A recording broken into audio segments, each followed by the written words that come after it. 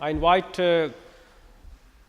our President of World Congress of Overseas Pakistanis, Dr. Suhail Chughtai. So I'd like, sir, please come on stage and please welcome all of us formally. Thank you. Thank you, Khan Sahab. I really want to welcome you from the core of my heart. It's a very, very special evening that we have a multi-faith gathering. And the World Congress of Overseas Pakistanis has a special emphasis on integration.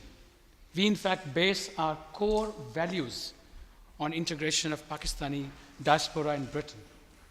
And this function is a reflection, a part of a journey.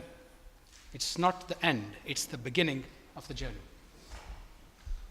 I welcome the representation from Pakistan High Commission, the very Honorable Dr. Israr Hussain, the Minister for Community Affairs. And I also am thankful to the Bishop of Edmonton to really give the permission to let us be together here in the spirit of celebrating Christmas as a function we respect, as an occasion we Muslims respect very much.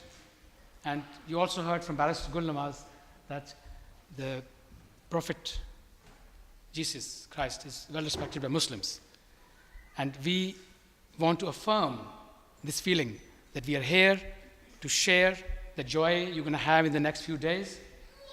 And we also want to reflect that as much as we respect functions of other faiths, we also feel that any community living in Britain, let alone Muslims, should draw the respect on the similar grounds.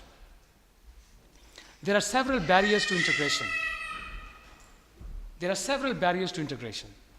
You name one, like language, like culture, religion. And there's so many, but the biggest barrier is not knowing that we can overcome that. We can overcome these barriers by meeting like this, by getting together. And this event is an example of what we are trying to do here, what we're trying to achieve. And I hope that the spirit you've come today continues as you leave. And you leave with the message that there are many things which you can ignore, which are less important. The most important thing is moving together in a multicultural society like Britain. Any multicultural society, not only Britain, needs interfaith respect and cross-cultural tolerance. And that works best if that's both ways. One way reflection of that will be incomplete. So I want to quote Sir John Wales. He was the mayor of Newham back in 2013. I think he's still the mayor. I'm not sure of that. He applied integration policy by taking off the translators from Newham Council, by removing the multi-ethnic newspapers from the council. At the same time, he stopped funding the single community functions. It was a good move with a good intent, but it felt like enforcing integration. We want to encourage integration. There's a subtle difference. Enforcing integration as compared to encouraging integration. Look at the example of Suffolk.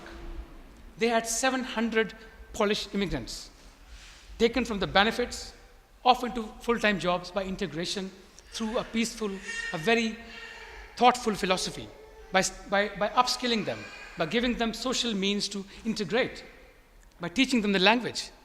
And that's encouraging integration. And that's what we request, that's what we ask for. And we want to contribute, we want to step together, and I don't want to give you figures here, but I can tell you one thing, that Pakistanis are willing to integrate. Look at the political system. Look at the number of voters of Pakistani community increasing every year. Look at the number of councillors increasing, the professionals, the labor force. So yes, we are there to become part of the prosperous Britain, and we want to do our best, whatever it takes, to make this country a great economy. Thank you very much. I really want to welcome you once again. Thank you.